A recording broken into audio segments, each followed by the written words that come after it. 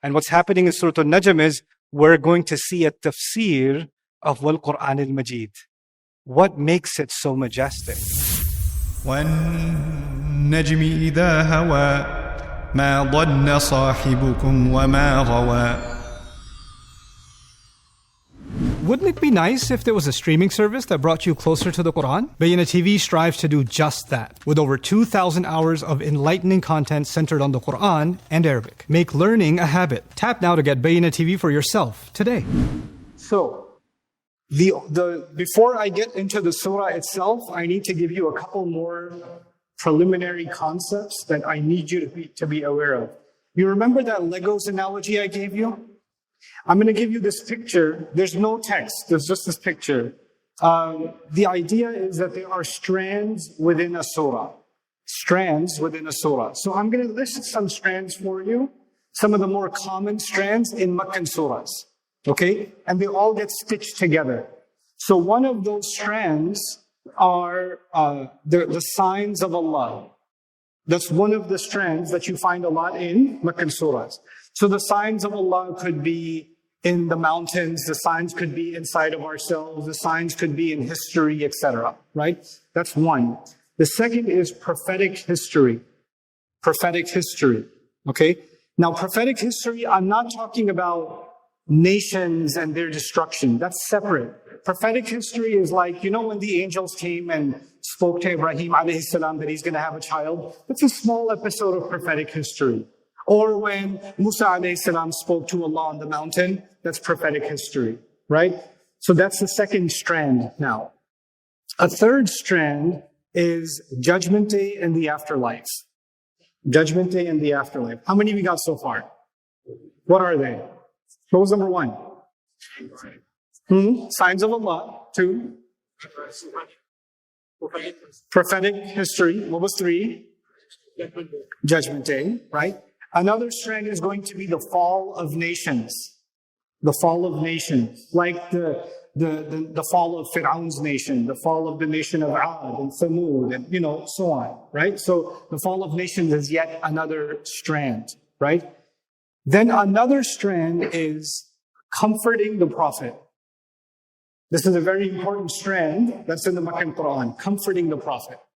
So the Prophet will be told, sallallahu alaihi wasallam, ignore what they're saying. Be patient with what they're saying. Allah is with you, etc. Right? So comforting the Prophet is a constant strand that's going on inside of these surahs. And then these are the main ones. There's some smaller ones, like for example, the basis of how do I describe this? You can call it spiritual morality. Spiritual morality. Let me explain what that means. You know how like in Islam we have technicalities like how do you make wudu, right? We have technicalities for ghusl. We have technicalities for how do you slaughter an animal. Those are very technical and specific things. But honesty, kindness, being fair to one another, being good to parents, those are not technical. That's a part of what? Spiritual morality. So the technical, the Sharia, that stuff came mostly in Medina. But when Makkah, in Makkah, when the Quran was talking about good deeds, it was basically in the realm of this spiritual morality. That's what it was talking about. How many strands do we have now? 6. Another strand, the Quran itself. Or actually, let's make it broader, revelation itself. And let me explain what this means. Revelation is 3 things. Revelation is 3 things. The angel who delivers it is part of the machinery of revelation. What is the angel delivering? The message. That's part of revelation. And who's receiving it? The messenger. That's also part of revelation. So there's 3 pieces to revelation. There's the deliverer, the angel. You can call it the message or the book, and the messenger, the recipient. All 3. That is one of the subjects, one of the strands in Meccan Quran, dealing with that in one way or the other. The reason I brought this up right now is I want you to know something about Surah An-Najm from the outside before we go inside. Surah An-Najm belongs to a group of surahs between 50 and 56. You should know that. Between what surahs? 50 and 56. These are all Meccan surahs, all of them. And they all have strands that build on each other. So Allah will give you a little bit of one of the strands in Surah Qaf, and He'll give you some extras. The same strand will come up somehow again in Surah Al-Dhariyat, then it will come again in Surah Al-Tur, and then it will come again in Najm, then in Qamar, then in Rahman, and then in Waqi'ah. 50 all the way to 56. Now I'm going to talk to you about one of those strands. One of those strands is the Quran itself. Revelation, the Quran itself, is one of the strands that you find in Surah number 50. It comes again in 51. It comes again in 52. It comes again in 53. And we're in 53 right now. So I want to show you what's happening with this strand. Why do I want to show you this strand and not the other strands? Because we're dealing with section number 1 of the surah. And section number 1 of the surah is actually about the Quran, revelation itself. So let me tell you what happens. In Surah Al-Qaf, Allah swears, Wal Quran al-Majid. He swears by the Quran full of majesty. The glorious Quran, the majestic Quran. He doesn't explain what makes it majestic. You should ponder that yourself. But he's dropped an idea in Surah Qaf that he's describing the Quran as what? Majestic. In Surah Al-Dhariyat, he says, this Quran is as true as your ability to speak. He's basically saying if you contemplate the human ability to speak, you will realize it wasn't given as a product of evolution. And you will also realize its limits. And the more you contemplate human speech, the more you will become clear that this cannot be human speech. إِنَّهُ لَحَقٌّ مِثْلَ مَا أَنَّكُمْ تَنْطِقُونَ. It's a pretty remarkable statement. So there's a proof for the Quran in my own tongue. My own tongue is proof for the Quran if I contemplate it. That's in Surah Al-Dhariyat. Surah Al-Tur now takes a few extra steps. The Surah Al-Tur now says, here are all the things they say to say this is not from Allah. All the allegations against the Quran, all collected in one place in Surah Al-Tur. وَمَا أَنْتَ بِنِعْمَةِ رَبِّكَ بِكَاهِنٍ وَلَا مَجْنُونَ. You're not a mind reader. You're not a sorcerer. You're not insane. Are they saying he's a poet? Are they saying he's crafting it and editing it himself? تَقَوَّلَهُ. Well, you know what? If this is human speech and it's one of these categories, why don't you just bring something like it? فَلْيَأْتُوا بِحَدِيثٍ مِثْلِهِ. Then they should do it. They should produce something like it. So what you're seeing now is a progression. The proof. Surah Al-Dhariyat was proving the Quran. Surah Al-Tur is proving the Quran. But Surah Qaf was not proving the Quran. Surah Qaf was just saying it's full of majesty. It was describing the beauty of the Quran. And what's happening in Surah An-Najm is we're going to see a tafsir of Wal Quran al-Majid. What makes it so majestic? What are some things that you can think about and I can think about that make it majestic? So keeping track of these strands is helpful because Allah is building an idea and other strands will be built, but this is the first one that we're going to dive into, okay? Now, this is another important concept. Before we get into the surah, let me get comfortable because I'm a Pindu. I sit with my knee up. I need you to understand this concept. Istidlalul ma'qul bil mahsus. I'll explain what this means. A lot of the Quran given in Mecca will start making more sense to you if you understand this concept. It's a very important concept in the Quran. So, sometimes Allah will talk, today in this surah, Allah will talk about the star. The star. You can see the star with your eyes, yes? In Surah Al-Dhariyat, He will talk about the wind. The wind. Can you feel the wind? Yeah, you can totally feel the wind. In Surah Al-Tur, He'll talk about the mountain of Tur. Did people see the mountain of Tur? Did they experience the mountain of Tur? Yes, they saw it.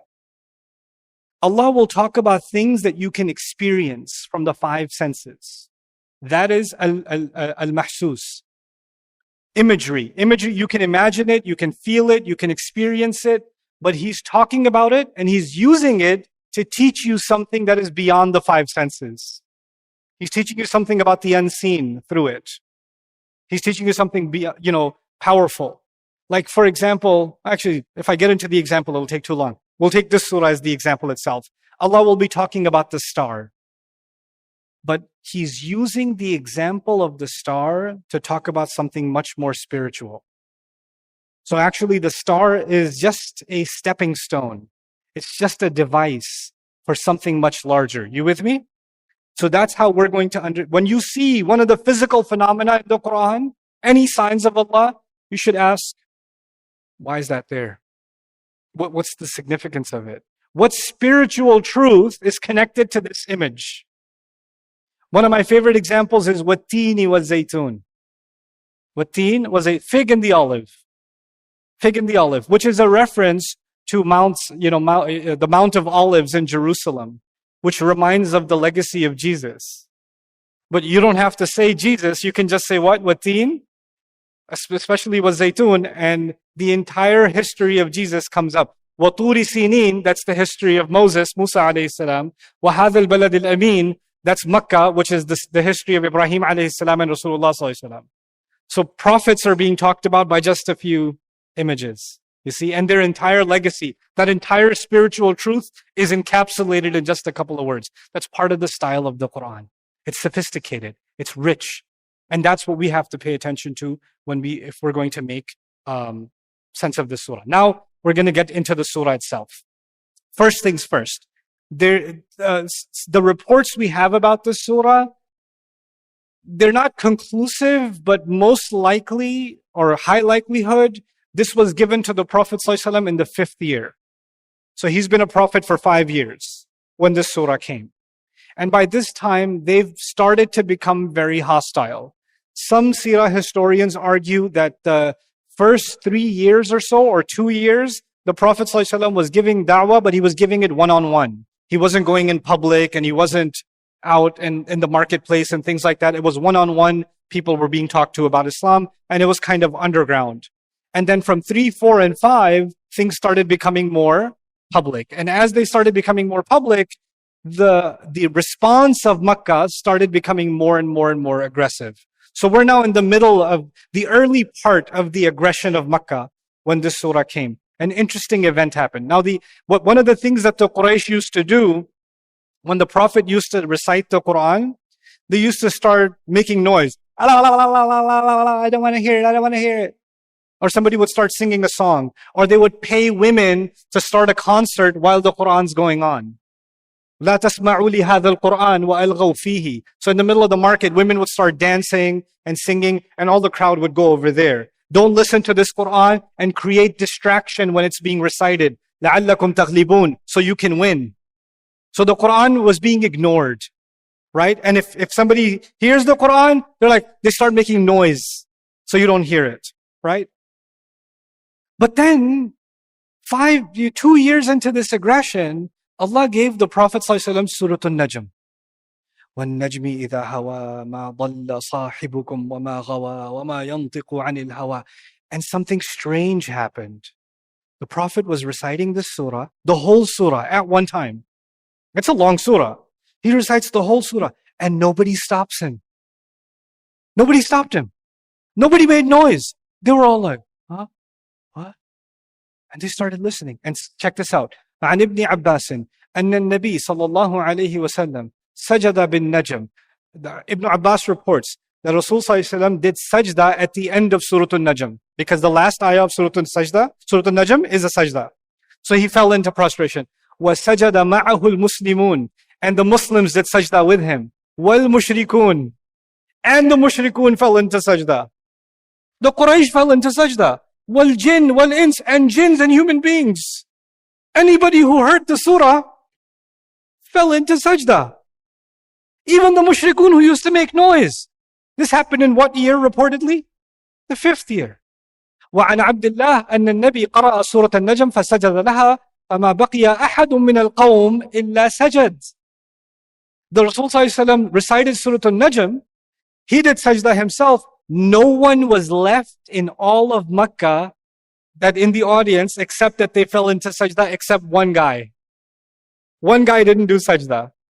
فأخذ رجل من القوم كفا من حصباء أو تراب فرفعه إلى وجهه. Instead of doing sajdah, he took some dirt and he put it on his head and said, that's enough for me.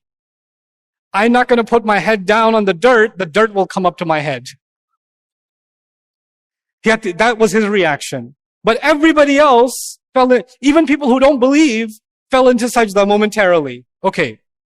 So now, يكفيني هذا. He said, this is enough for me. قال عبد الله فلقد رأيته بعد قتل يعني بعد قتل كافرا متفق عليه. Some say this was Umayyah ibn Khalf, others say other things. Then we saw that this person was killed later on. He died a violent death. Anyway, this is a big problem. Because the Quraysh, the elders of Quraysh, keep spreading, don't listen to this Quran. This man is insane. This man is wasting your time. He's just a poet. And now everybody has done what? So they can't keep campaigning against Islam when they all sort of Islamed for a few minutes. This is looking pretty bad.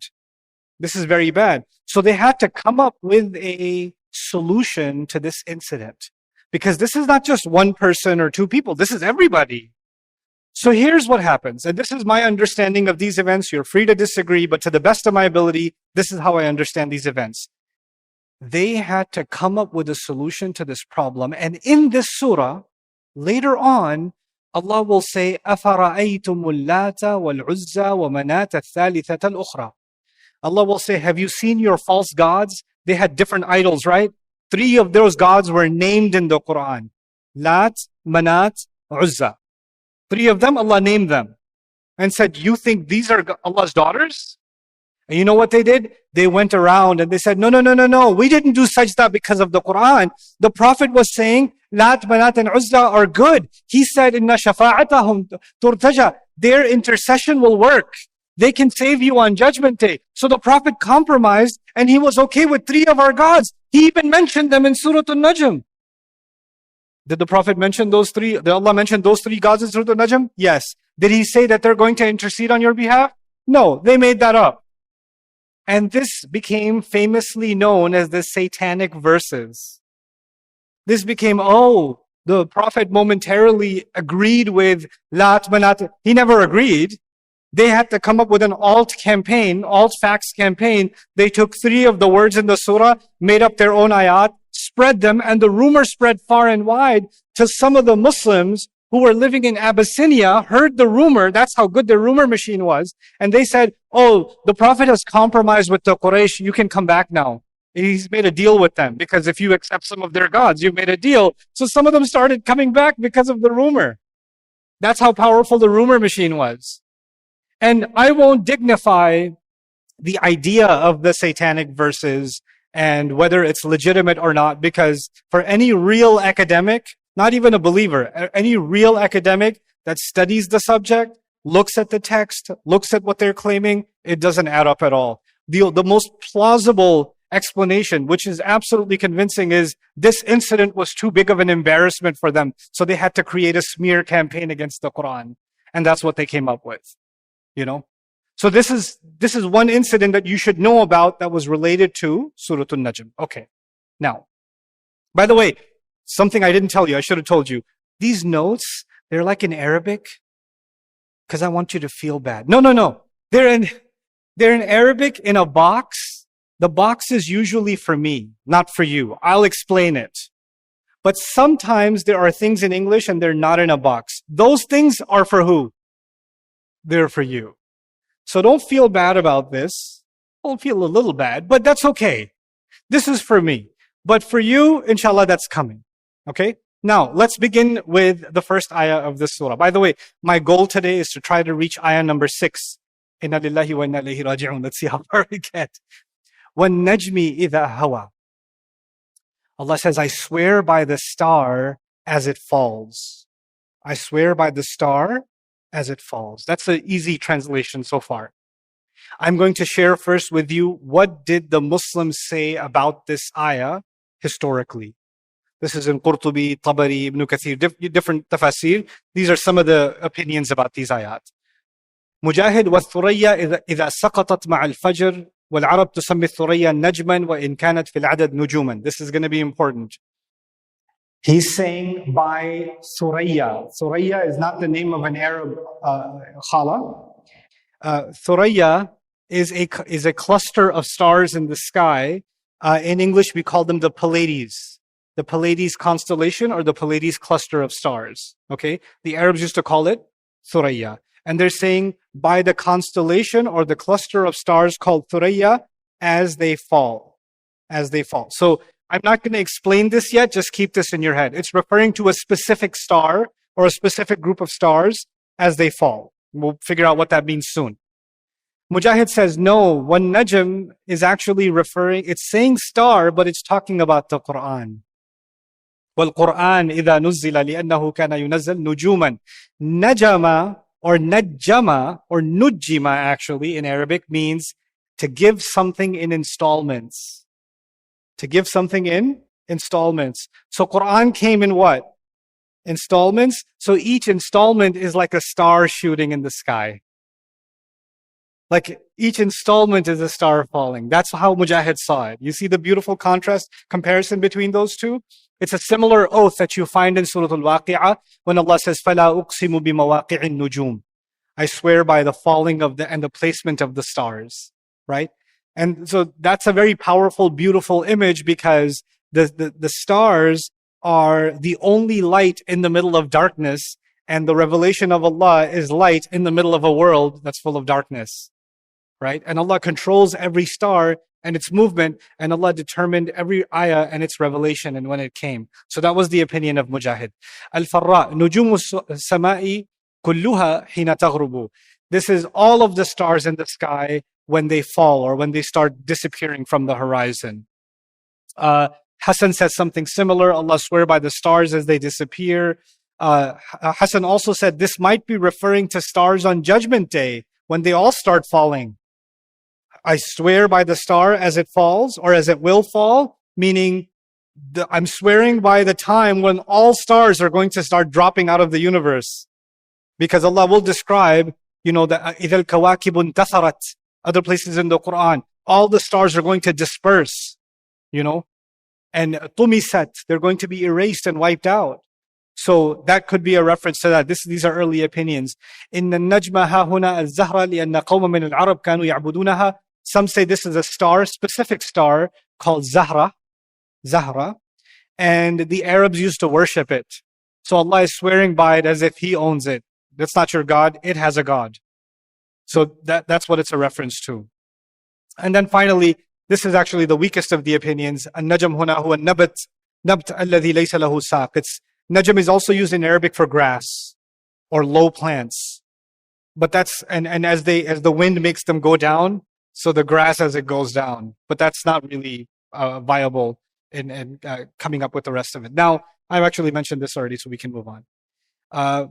Interesting opinion, very rare opinion. Sometimes among our mufassirun, there were those who really loved the Prophet sallallahu alaihi wasallam, and their love of the Prophet influenced their tafsir, their thoughts about the Quran. So they would see, Allah is talking about the star as it falls. This must be talking about the Prophet Muhammad as he came down from the Mi'raj, the star as it falls. So that was also one of the opinions that was further. Ja'far ibn Muhammad, Ali ibn Hussein said this. Okay. So now, this is where I need you to use your imagination a little bit. So don't worry about the screen right now, just listen to me. The ancient Arabs before Islam, they were really in touch with the sky. Obviously, they lived in the desert, and in the desert, the sky looks very different than what the sky looks like now with the world full of lights and electronics and pollution. There are photographers from around the world that come to Texas. There's a certain spot in Texas that has the best night sky in the world.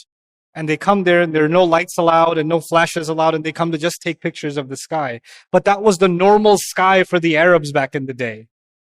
And we see a few stars here and there. But actually, if you go in the desert sky, there's not a place where you don't find stars. It's actually very different night sky than the one that we see. So we actually, the tragedy of modern technology is that for the most part, we have not experienced the night sky. So when Allah is talking about the star as it falls, we have much less of a connection to that than the ancient Arabs did. Now, the ancient Arab, I want you to just imagine you live in that time, before Islam, back in ancient Arabia, right?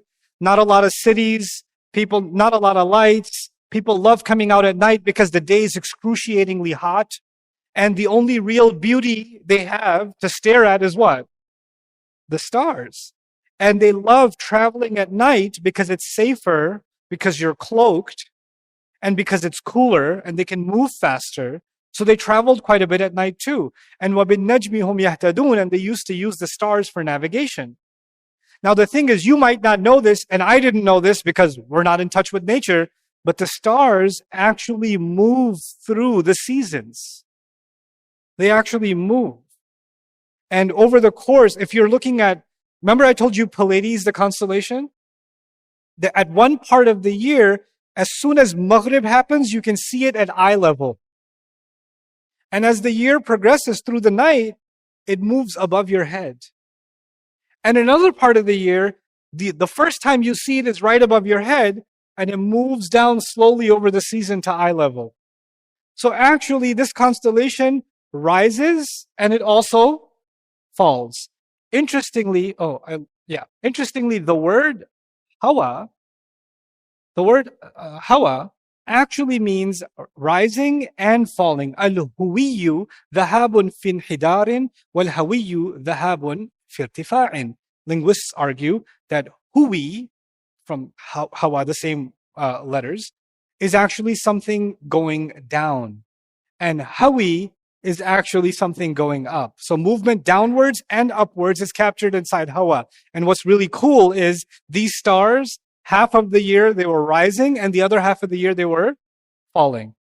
This is why even the idea of falling really fast is also used in the word Hawa, like they use it for the eagle when it swoops down, Hawatil iqab.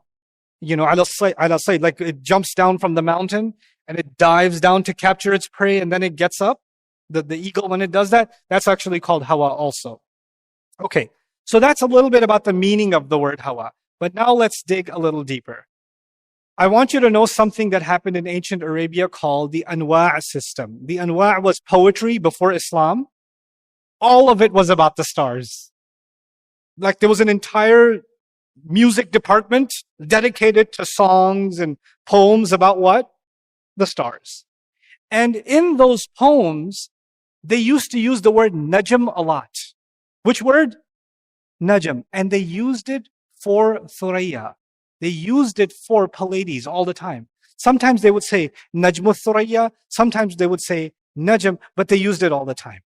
And you need to know that. So when the Arabs heard the Quran say Wan Najmi, they were thinking, you're talking about Pleiades? You're talking about that constellation?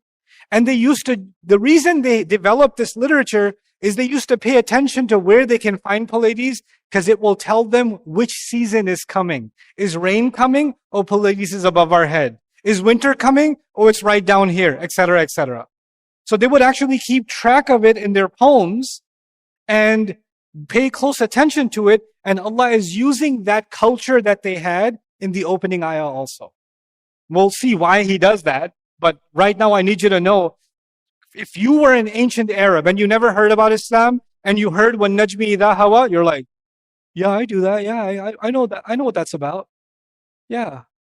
You know, so there would be a connection to you. It's not a spiritual connection to you yet. It's just something that's part of your culture that Allah is drawing on, right? Now, these are just examples of the word Najm being used as Thuraya. So we'll skip these quickly.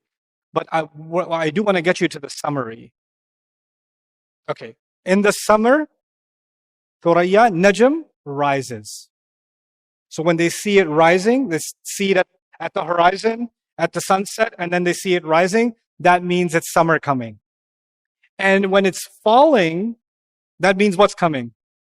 Winter. So the poet will say, oh, I see Thuraya falling. It's making Hawa. You better tell the boy to get the axe.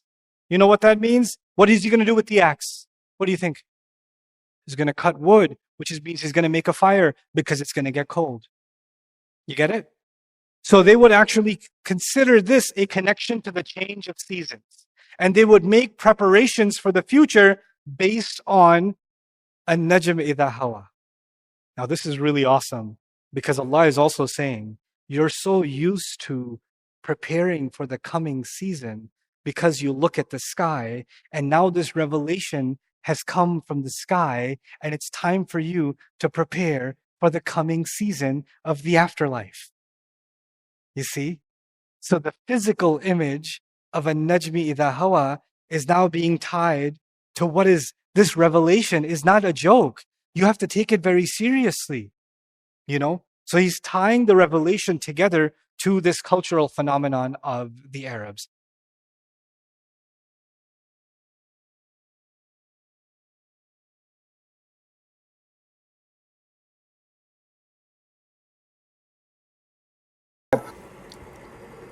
Hello everyone. Summarized and presented by Ustad Nouman Ali Khan in front of a level audience. The link to the full paper is in the description. People meaning don't just help and any people favors because you don't like them, and it's much easier give kurbani meat to an parent in a country and build a well in some village you will never go to. That's much harder to money to your nature your distant cousin because you hate their guts. That's harder. Allah started with close family and then went further waste money. Don't feel like you have whatever you want whenever you want to be responsible and frugal with then that much bread we have on slice left, break it off into four pieces and you will that will be enough anyway. All right, this is my that's on extreme. The other example is sprint whatever you want, then Allah teaches you in Allah.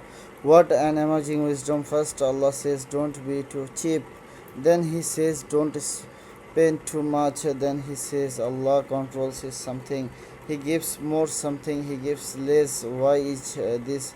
What's the connection? If you are being cheap, you think if you are being cheap you will be able to hold more. What more money? Allah says even if you think you are holding on to more money, Allah can take that you risk. Allah is and if spending and you think oh it's okay, I got more, Allah can correct it it whenever expend whatever he wants. So don't think because of you that's happening you blessed in the way is money decision law or wisdom.